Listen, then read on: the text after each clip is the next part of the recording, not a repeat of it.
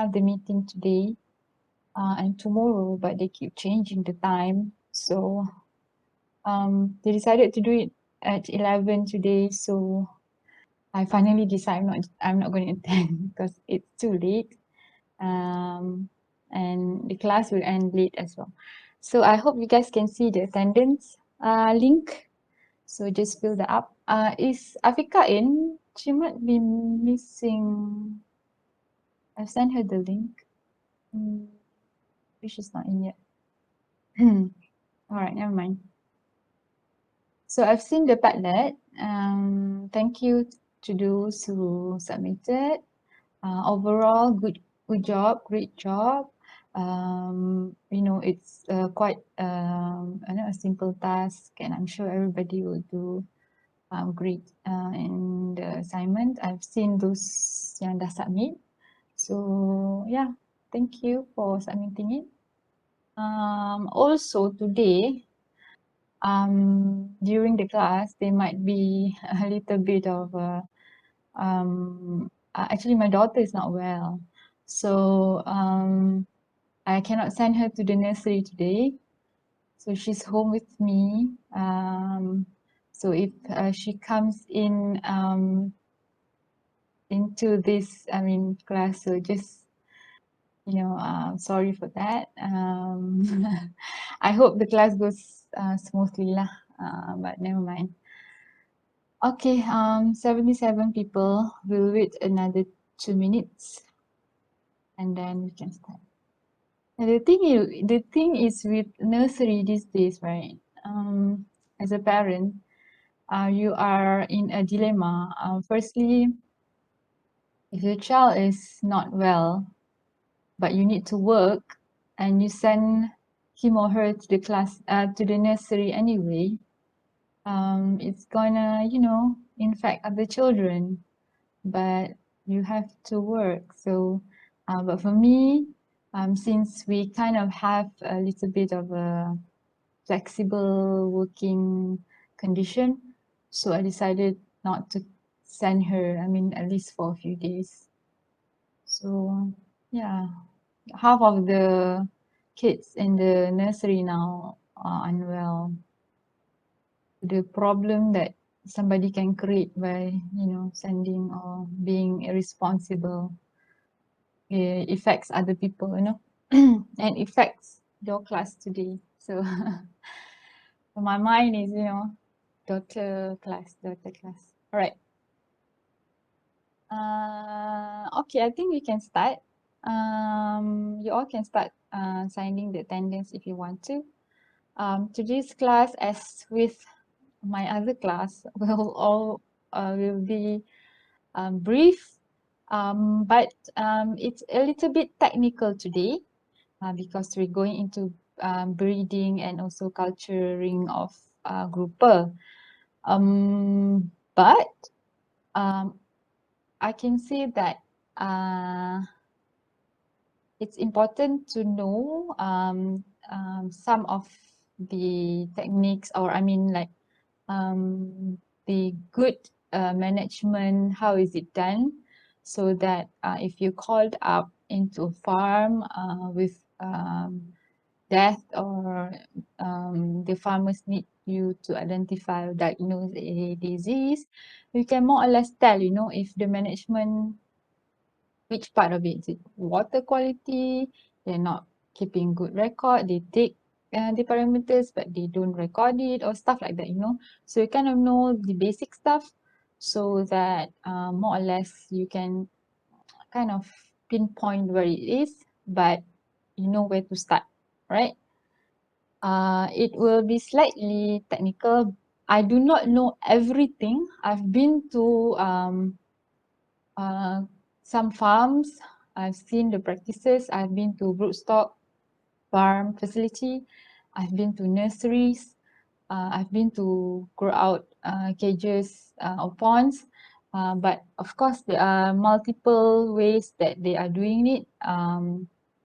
Some farms do it a little bit differently than others. Some farms just have broodstock and they sell their fries, while some farm only have the nursery, and some farms only have the grow out stages. So not all farm will have that complete cycle that we are going to talk about today. Okay. So the videos link that I gave you, you can watch later. Okay. After the class. No assignment or anything to do. All right. Okay. Let me share my screen. Okay. Can you see the screen? PowerPoint? Yes, Ate. All right. Okay. Great. Oh wait. I need to record, right? Okay.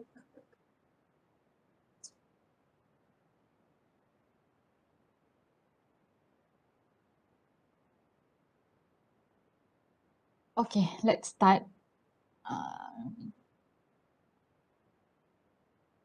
Oops.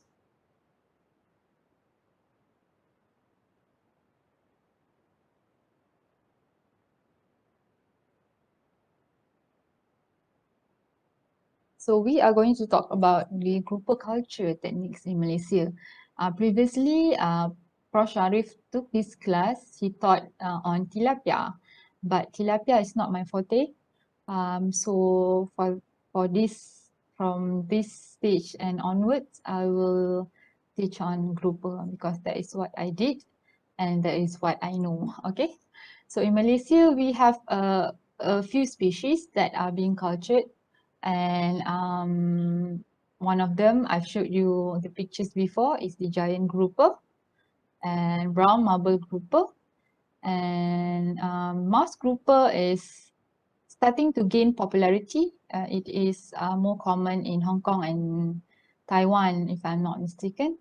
Orange spotted grouper is very common in Malaysia, and also greasy grouper, quite common, I would say. But the most, I think, that is a species that is gaining popularity is mouse grouper.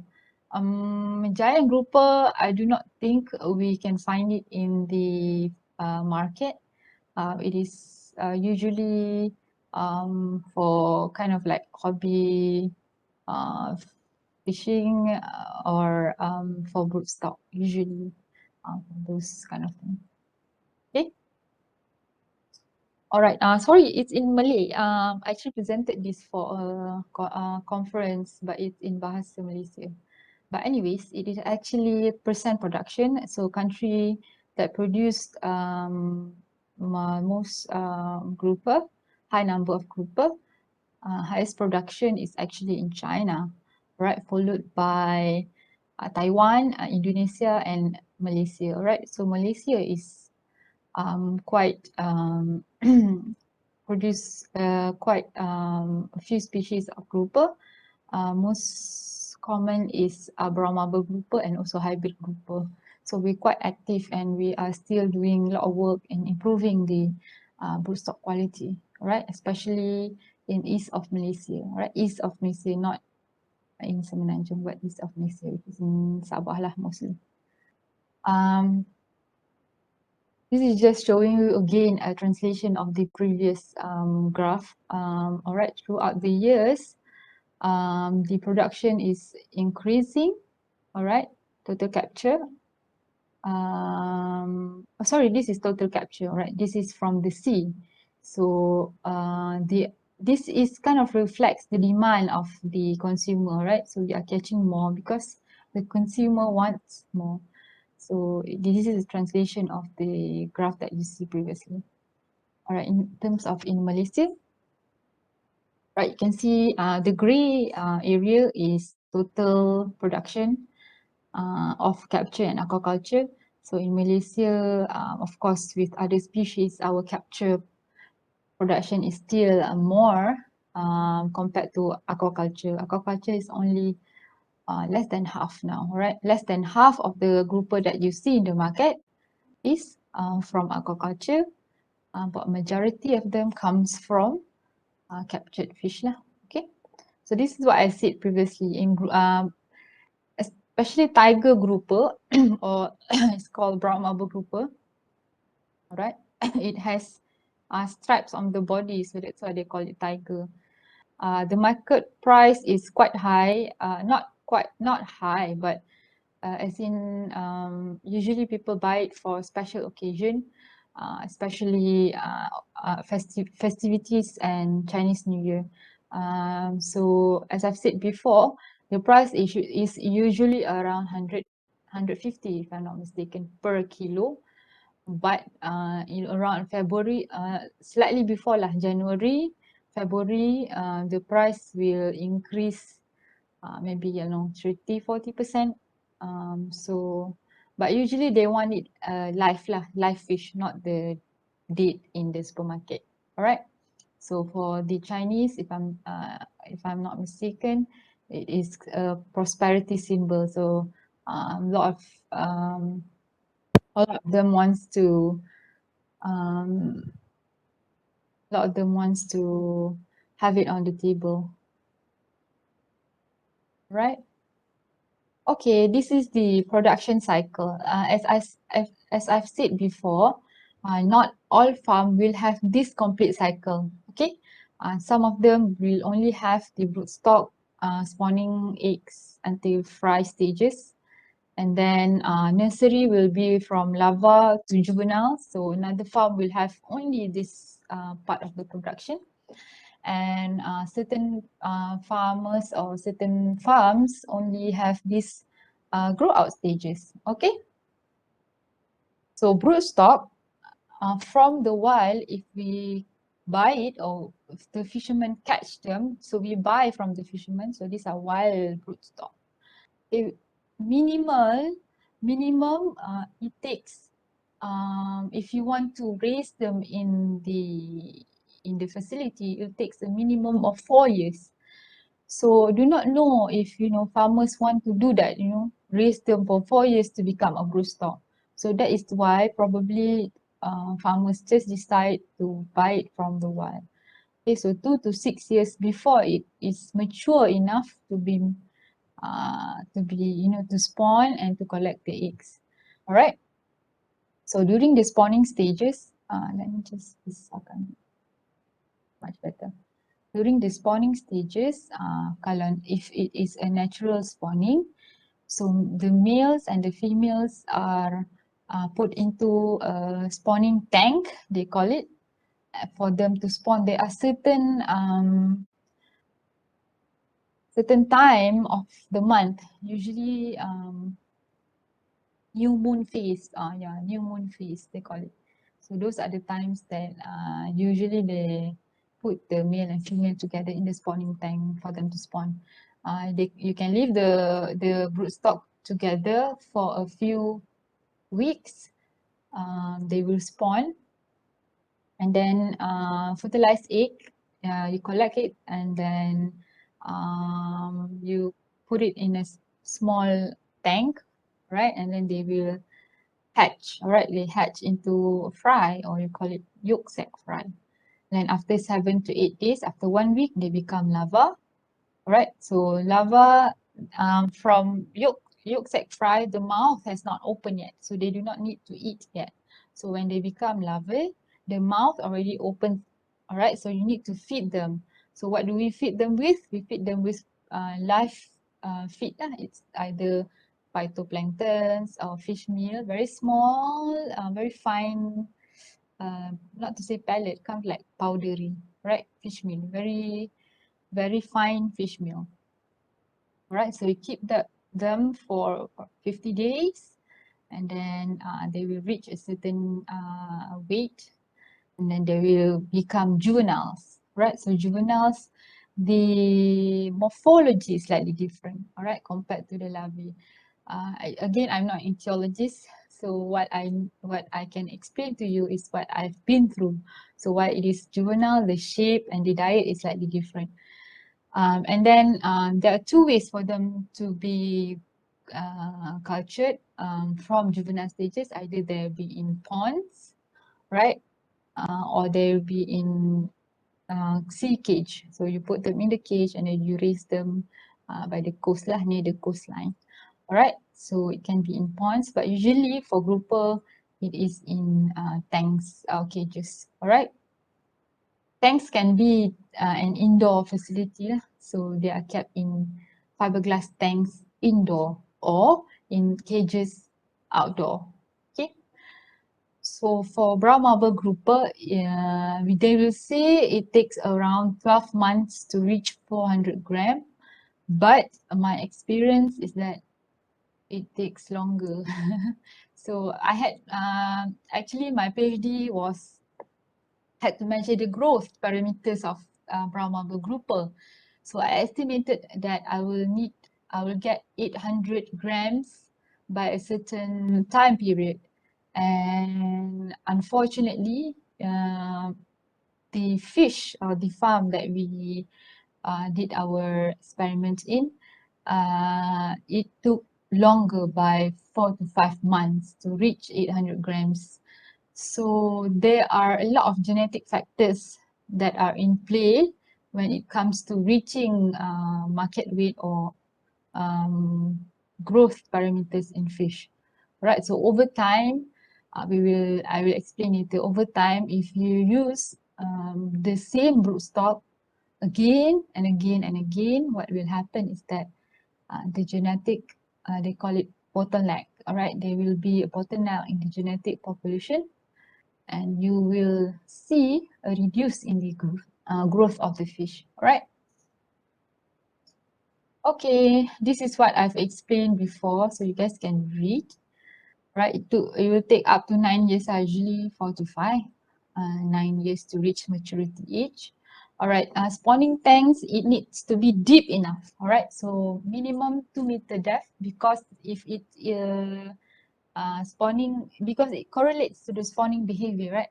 They need to swim upwards and downwards, so it needs to be able to check that box. I mean, like fulfill that criteria so that the fish will be able to exhibit natural spawning behaviors. All right, so when they do that, they swim, the pair swims upwards and downwards from bottom, sorry, outwards from bottom. So they will release the eggs and sperm so that they can fertilize, right? Okay, the most interesting thing about brown marble grouper, as with other groupers, they are protogynous hermaphrodite. So they born, I mean uh, they usually are female, but they will become male. So that kind of complicates the spawning steps. So, but a lot of farmers, they know what they're doing. So they know how to see which is female, which is male. So they do check them so that the spawning can occur. Okay. Usually it's 1 male to 5 female. Okay, but it depends. If the female changes to male, then they might need to change this ratio. They spawn at night, 3 to 6 nights each month during, as I said before, new moon phase. This can last months, you know. It's not just a small window of time. So it's a few weeks. So you will have a lot of eggs. All right. For natural induced spawning, some of the farmers they select broodstock that they want to spawn, so they inject them with HCG at respective dosages lah. All right, so this is quite a common practice. Okay, let's move on to management of eggs and newly hatched larvae. This is pretty boring, bit technical, but try to explain it to terms that I can understand, right? Because I'm not that very technical. So they collect, after the eggs are fertilized, right? They collect it with a net, right? They collect with a net and then they put it in a place where the eggs are incubated. Okay, and then eggs need aeration too. They can put oxygen in, right? So not really oxygen, more of like to aerate the eggs and running water until they hatch. And then after that, once they hatch, transfer them to a different tanks. So quite easy. And then this is what I've said before. The fry relies on yolk sac for 7 to 8 days without additional feeding. And then after that, in the larva stages, they start to feed on Artemia or rotifers. All right, these are phytoplanktons and zooplanktons, and Artemia is, we can Google it. Sorry, I did not put a picture. Like a small shrimp, sort of, like red small shrimp. But this, as I've said previously, this live feed, you need to culture it in your facility for you to be able to feed this live feed to the larvae lupus. Alright, so this is the picture. So fertilized eggs, right? And then this is the neurula stage. Then it becomes, sorry, what is PBS? We'll go to that question, the larvae. All right, and then see once they reach a certain day, the morphology changes and looks more like a fish, right? More like the adult stage, right?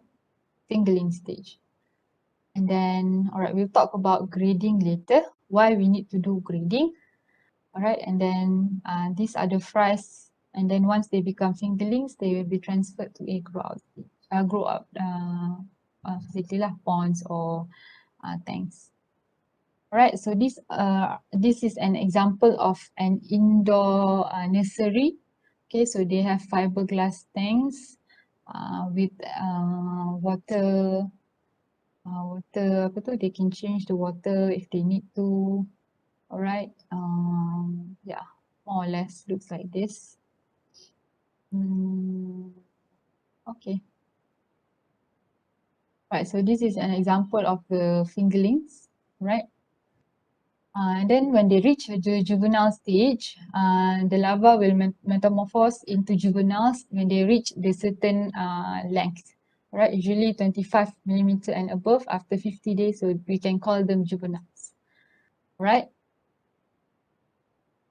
All right, let's talk about the facilities and nurseries. All right, tanks, it can either be concrete or fiberglass. It needs a roofing over the tank so that it can reduce the ambient light levels. All right, at this stage, fingerling stage, we're talking about fingerling stage. The fish are easily stressed, and when they stress, they can do a lot of stuff, and when they stress, they will die. So easily, farmers can lose a lot of money at this stage, right? So that's why certain farms do not want to do or raise fingerlings. Okay. Reason again, other reasons is to prevent freshwater ingress. So if rainwater comes into the tanks, it will reduce the salinity and also cause stress to the fish. Okay, and light again, I need to control the light so that the fish do not cannibalize and also are not stressed.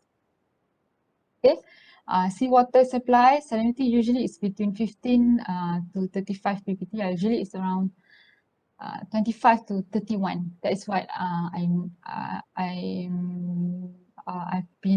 looked at. It's around 15 to 31 parts per thousand. How do we know this? I will show you later. There's a special kind of like, it's called a refractometer that you use to check the salinity of the water. All right, sand filter, you need to remove when the water comes in, you need to remove the not pollutants, what do you call that?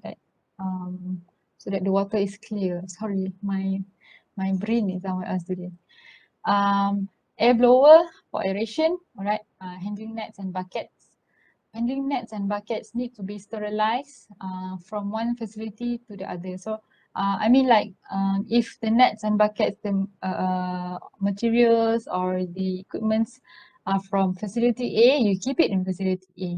All right, and each cycle, new batch comes in, always need to sterilize all these things lah. Okay. And then fish grader, certain farms use mesh graders, other farms use bar graders. We will see the picture later on. Right, water management, water circulation usually high at 300%. So basically they kind of change the water almost daily, all right, 300% of water exchange daily. All right, this is the one that says sand filter is to remove particles in seawater. All right, so sand filter, usually it's in a tank. All right, so it has layers of sand, gravel, and stones. So when seawater comes in, it's filtered and then sterilized, and it can be used for your fingerlings. Okay, this is the filtration that is being used for usually for nursery stages, right? We have mechanical filtration and biological filtration. For biological filtration, what happens is nitrification. So you kind of use good bacteria, right? Denitrifying bacteria, nitrifying bacteria, sorry, nitrifying bacteria to convert from ammonia to nitrite to nitrate, right? So these compounds can be very toxic to the fish, especially ammonia, right? Even slight, even at one or two, two units will kill the fish. So regular checking and proper monitoring of the water quality is very important. And then for mechanical filtration, we'll see, I think I have a photo later on. All right, so that the denitrification occurs. Okay. Similarly, this is again the same kind of chart. We have mechanical filter and biological or microbial filter, right? So filter waste solids, all right? So water goes in, it goes to be filtered and then goes back to the tank. Similarly, but for here, they have ozone generator, right? Ozone is to sterilize the water. Okay, it's a method to sterilize the water. All right, usually seawater with a lot of waste and nitrogenous waste. They use a foam fractionator. They want to remove the foam or the waste from the feed. It will foam up, right? You do not want that foam. So they have a foam fractionator. So these are the types, example of biological filter. So these are actually houses for your good bacteria, okay? This is called a bioball. This is charcoal, I think. Not really a house, but bioball and this white, I think like corals are also have this kind of thing, but in a coral shape, right? So these are they're kind of like houses for your good bacteria.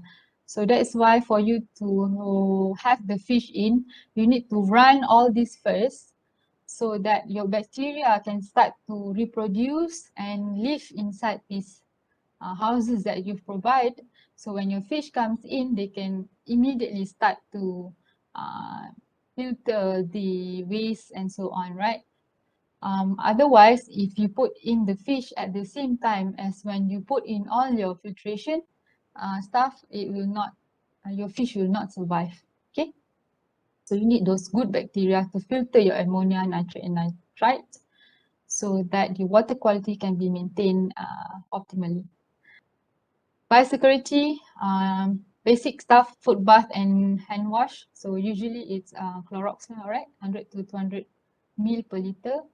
If you are treating your buckets or your nets or things that you use, materials that you use for the fish, you treat it at this rate for 3 hours. Okay, here's a photo. All right, of usually need to wash with a brush and then dip it in this foot bath. Usually we use Clorox. Yeah, it's cheap. It's available.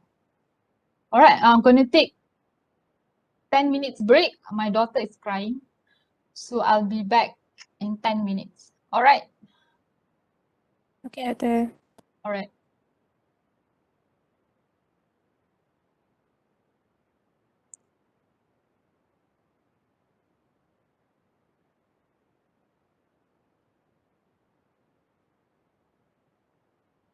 How do I stop the video?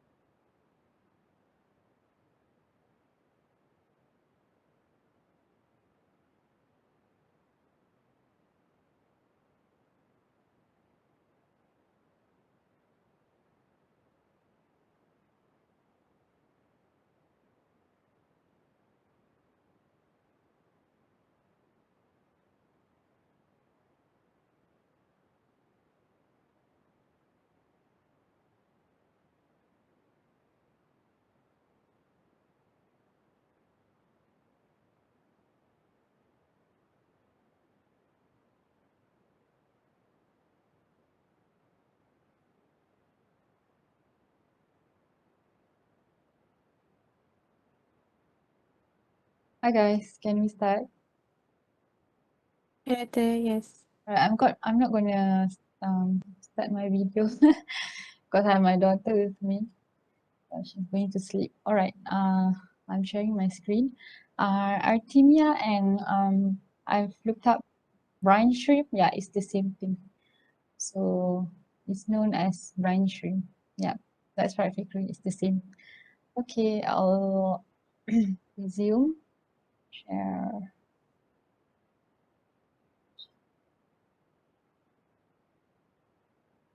Okay, am I sharing the right thing? Okay. Um, all right, I've explained all the kind of technicalities, but overall, the best of what I've mentioned are all the best practice management. Firstly, do not overstock your cages and your tanks. Provide adequate aeration. Water exchange is important, and measure and record water quality parameters.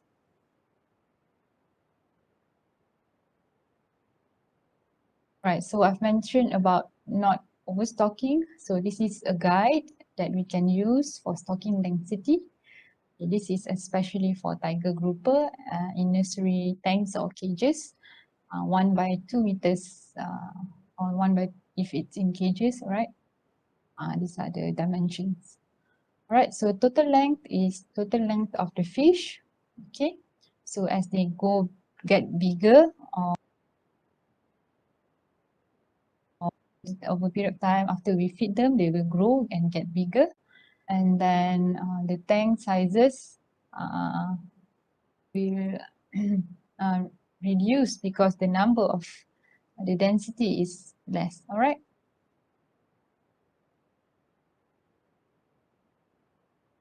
Okay, for my PhD, I did some research on, or did a little bit of work looking up, researching about cannibalism, right? So for my research, I need to culture fish. I need to culture tiger grouper juveniles. So we had a lot of cannibalism because at the time I was really naive, I didn't know what am I doing, what was I doing. So I learned a lot by doing or culturing the fish myself and then reading up, asking farmers, asking seniors what I should or should not do because I did get a lot of cannibalism. So I need a certain amount of fish for my research. But if they die because of cannibalism, then I wouldn't have enough fish to do my research, right? So cannibalism is a major cause of mortality in nursery phases or in fingerlings, all right? So the two main techniques that that I've learned or it is recommended, it's to grade the fish. So when they are of uniform sizes, they get the equal opportunity to feed, all right? And of course feed management to control the appetite, so you feed more regularly. The weird thing or the really funny thing I found about grouper is that so the pellet that we use are sinking pellets. So if you put the pellet in the water, it will sink to the bottom of the tank or the pond. These fingerlings, they like to eat the pellet when it is floating down, right? So they kind of just like flash and eat that pellet as it is sinking. Once this is what I've been told by farmers and what I've observed myself. Once they reach the bottom of the tank, it is they're not keen on those feed or pellet anymore, right? So they always want the feed that is floating down. So probably if we feed too much at the same time and the fish have not enough opportunity to take the feed during that sinking period, I suppose there will be a lot of wastage, right? So wastage or not enough opportunity for the fingerlings to eat. So one, it will pollute the water, right? Cost you money because you're wasting feed, but also costing you money because the fish will not be fed properly and they will have high chance to cannibalize.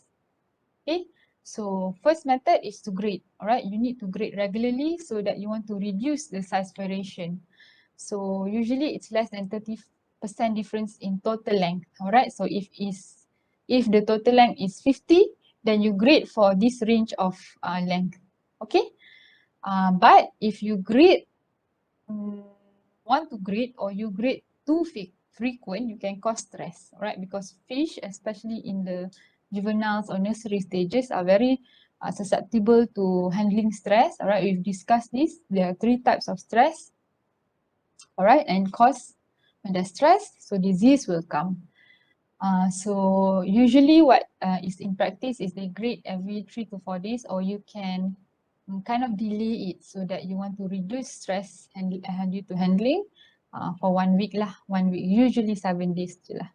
Right, and you need to monitor the fish after grading so that if there are diseases, you see stress, you see signs of stress and diseases, so you would know when you need to intervene. Okay. So graders, we have a few types. So I'm just giving you 2 examples here, bars or mesh graders. So this is a type of mesh grader. Usually bars, they use sort of a metal graders.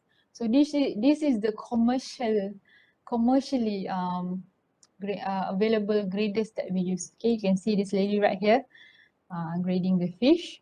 But usually in Malaysia, we kind of like DIY it. So we use these types of graders, or I've seen a lot of farmers, they use buckets, or no, what do you call this, mesh thing from the thing that you use to wash and drain your vegetables. So something from the kitchen, can use it, cheap, and it works. All right, so you don't really have to necessary to buy the expensive or commercially available graders. Okay, these are pictures from my research. So at that time, I forgot to bring my, I cannot find my usual apa tu, ruler measuring ni. So I use my IKEA tape. Okay, so this is an example of cannibalism in fish. Okay, so this is a fish, and then the inside the mouth, and this is already in the stomach, it's another fish. So this is one of the fish that I pulled out from the cannibal lah. Okay, so you can see if this occur, both this fish will die. So it's kind of like double losses, right? So the fish that eats the smaller fish will die, and the smaller fish, the prey and the predator, both will die. Okay, so not good. So I learned a lot. So at least now I have some pictures to show you, right? So instead of just getting pictures from the book or internet, I actually have some pictures to show you. So you can see the size is fingerlings. So I think 30% of my fish died because of cannibalism. 30%? Yeah, 30%. So when I did my experiment, I actually doubled the amount of fish that I'm going to use.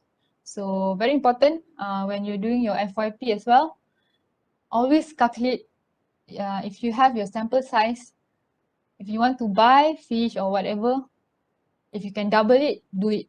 Especially if you do not know, like me, very naive, I did not know how to culture this marine fish, grouper. It's very difficult. At least I have extras to use for my experiments. Okay. So nursery, the type of feed that we use, dry commercial pellets, moist pellet, trash fish, or combination of all these feed that I've mentioned. Okay, trash fish is commonly used because back then, these are all bycatch, right? Trash fish are bycatch. So bycatch are kind of like the fish that fishermen caught from the ocean or from the sea, but they cannot sell this fish. They are too small, or it does not have any commercial value. So they use it they kind of like sell it to farmers so that farmers can use it to feed their fish. Usually, fish that are carnivorous lah, okay? But it is not recommended because it can harbor parasites, and parasites can harbor viruses. Alright, it can cause outbreaks, and furthermore, these fish are of poor nutritive value. So you do not know what exactly you are feeding to your fish, right? So you cannot control all those parameters for you to reach a certain weight by a certain period of time. Okay. So usually, if you're using trash fish in nursery, so you need to the farmers they need to slowly introduce commercial pellet, right? They call it weaning, okay, weaning to commercial pellet, from trash fish to commercial pellet, so as to prevent cannibalism. Or else, if these fish are being sold to another farm, a grow up farm, and these fish are not weaned to commercial pellet, and that farmer is unknowingly feeding pellet to this fish, they will not readily take up the pellet, and they will starve and they will eat other fish. So cannibalism will be high if you do not properly wean those fish to commercial pellet. Okay. This is some photos that I got from FAO. I do not have actual photos of people grinding. Um, so this is, I think, this is like tourist lah. I do not know lah. But basically, these are trash fish. So they put it in like a meat grinder, grind it into nice, tasty patty, and then you mix in with some sort of binder and also oil. Okay, because you need to introduce fats as well, you know, carbohydrates and all that. So usually they have their own ratio. I'm not sure what it is. Usually the components are protein, some sort of fats and oil, and a binder, which also can be served as a carbohydrate source. Okay, water quality management, again and again, very important. Temperature, we either have analog or digital. Usually we use digital thermometer lah. It's quite easy and fast. That measuring tool usually is integrated with other reader, can read other parameters such as salinity or dissolved oxygen. So if you do not have that, you just want to test for salinity, we have the refractometer or salinity meter.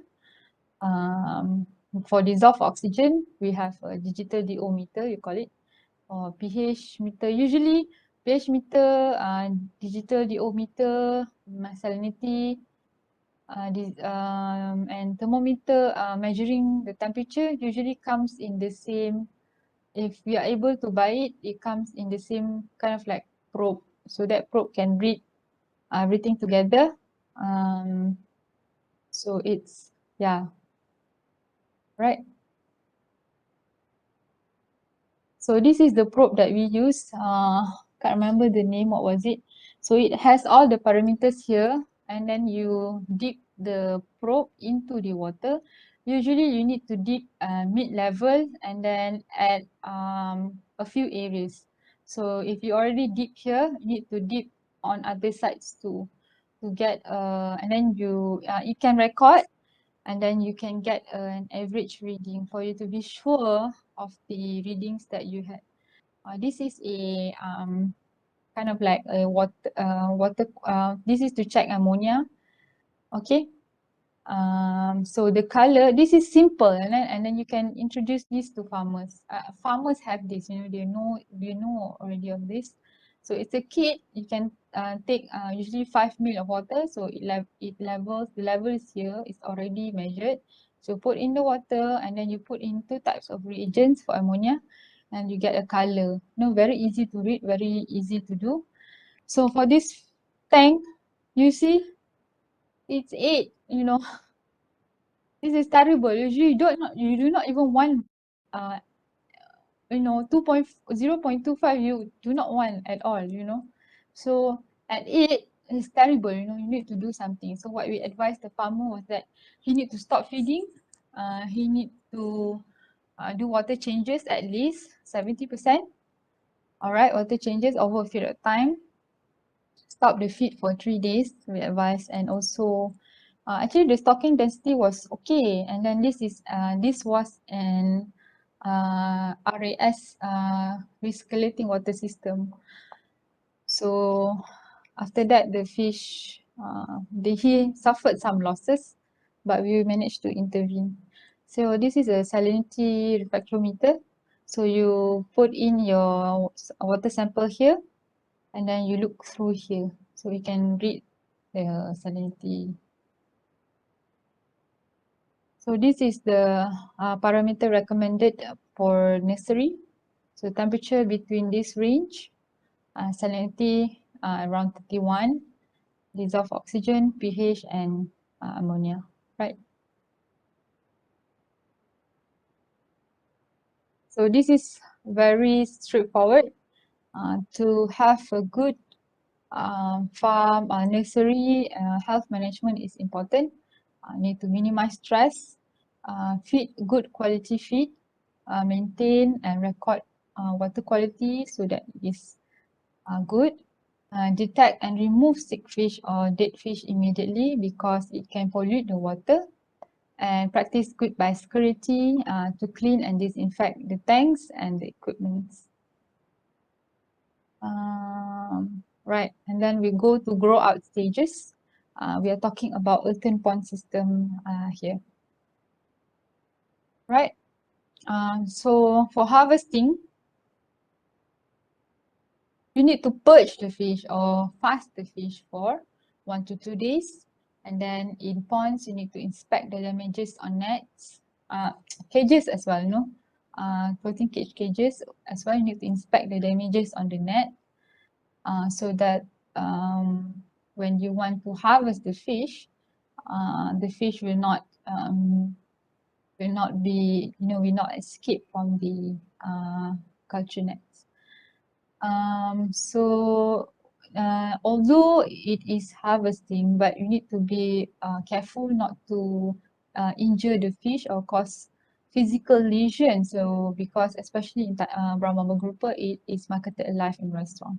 Okay, so that netting process need to be done carefully. Okay, because if the fish are damaged, the price that you will get for the fish will be reduced.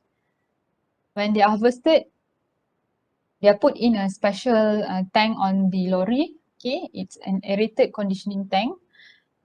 We can add ice. Okay, and adding ice will reduce the temperature. Why? Because you can slow the metabolic activity of the fish.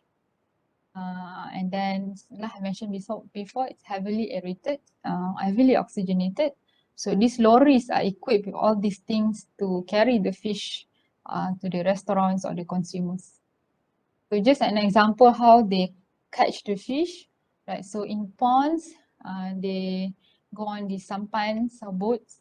So some people will be in the pond to lift up the nets, okay, and then collect the fish, and then another net, right, to transport the fish from the pond into this lorry lah. So this lorry is aerated and you can add in ice to reduce the temperature and slow the metabolic activity of the fish.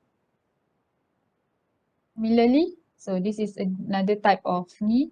So this is a smaller scale lah, okay. So they manually net the fish into this lorry to be transported. Okay, second last slide. So the importance of all these things that I've mentioned before, right? From the broodstock stages, from the fries, fingerlings, if you can get, if the farmers can practice good management, and they will be able to sell the fish, all right, and fetch a good price. And especially in Southeast Asia, we usually want the fish alive. So it is what is preferred by the customer. Okay. So we want it alive and do not want any lesion on the fish. So they can be displayed like in these glass tanks for consumers to choose the fish that they want in the restaurant. Okay. So I leave it to you to watch these two YouTube. Yes, key effective microorganism is usually added at any point of the stage. We will discuss further on this EM or probiotics in shrimp culture. Okay, shrimp culture. Because shrimp does not or cannot be given vaccines, right? So for fish, we can give vaccines, but for shrimp, we cannot give vaccines. So probiotics is or effective microbes is an important element in shrimp culture. So that's true. I will discuss it in the next Amali on shrimp culture, and then we can, learn more about it. But for remember the probiotics that if you want to use for aquaculture, it's not in those small 100 ml, 200 ml bottle, right? They are in huge or big bags, and then they are being added or calculated according to the pond volume and so on, added into the tanks. Okay, so yeah, we can use probiotics. And probiotics usually will help with the biological filtration of the water and also improve the water quality of the uh, inilah tanks or ponds. I leave you to watch these videos. The first video, this one, is actually a person's vlog or something, but I find it good because it is about the apa tu broodstock, right, and also spawning and all that. The second one, this is actually a more commercial type of video of the grouper aquaculture in Taiwan. I was searching for a local one, but I cannot find one that starts from the beginning until broodstock until harvest. So I want you all to see that, so kind of grasp whatever that I've mentioned today. Okay, I will stop sharing. If there is any question, anybody has got any question? Kalau tak ada, wow, 11 o'clock. Very early. So, nothing from me. Any question? Last question, how to count number of eggs? Manually. Yes, we do it manually. How to count number of eggs after spawning? Manually. Usually we do it manually. But dia macam when you count eggs for parasitology kan, dia macam kira per area. So you kind of do it like that. So when you use a net to count the eggs and then you kind of multiply it by number of area, something like that. Yes, we do it manually.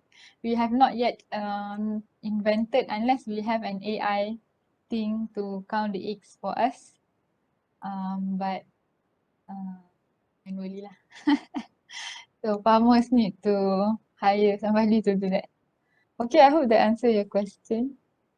Even for shrimp, we count the eggs manually because I've did that before and it was really very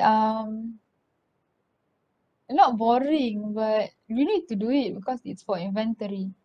But we call it a mindless activity and you're doing it, while your mind is somewhere else. But it's good.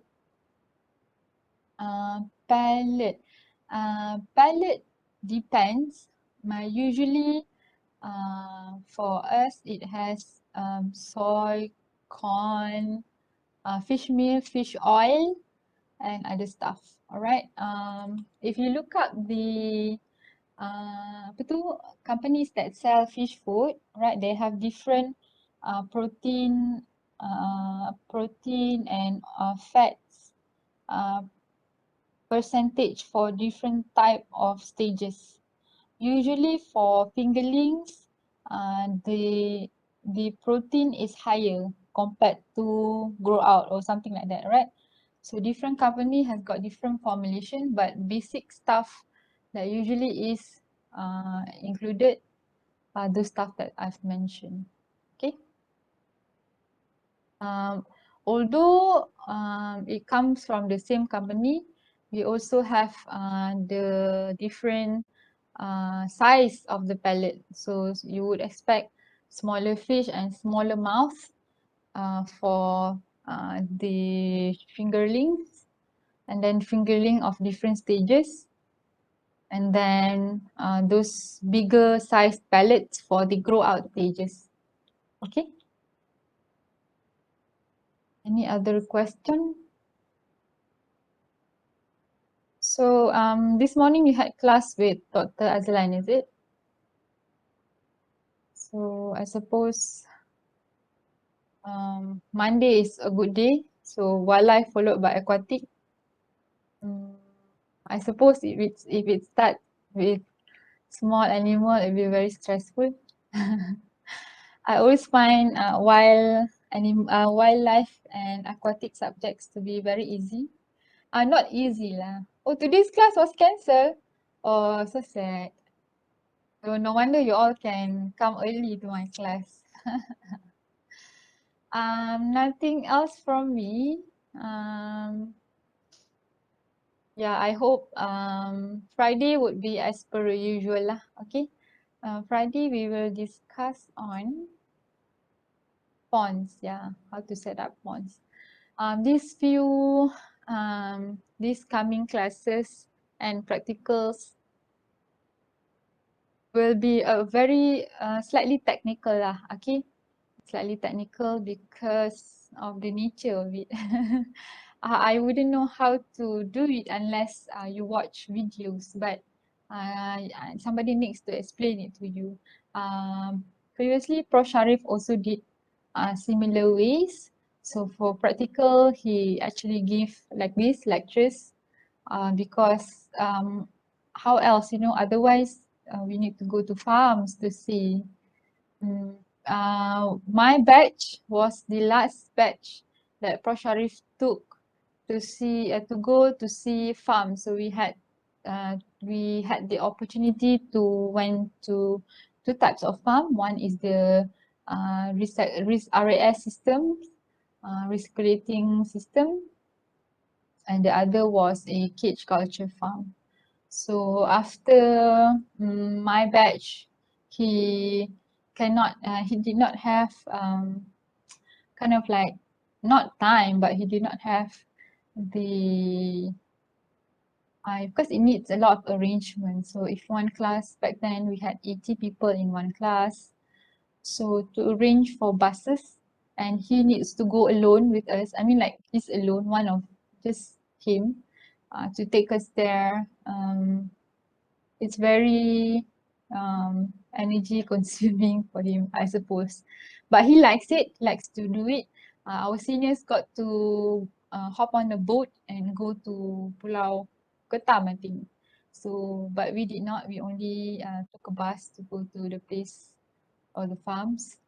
So it is unfortunate that we cannot continue that anymore because of the sheer number of you and the little or one of me or a few of us. Okay, I hope you learned something today. Thank you for being patient with me. I know it's a lot of talking today. So if there's nothing else, I will stop recording. Okay, and all right, you guys can have your lunch or stuff like that. All right, bye-bye. Assalamualaikum. Thank you, Doctor. Right. Thank you, Thank you, Doctor. Doctor. Thank you, Doctor. Thank you, Doctor. Assalamualaikum. Salam warahmatullahi.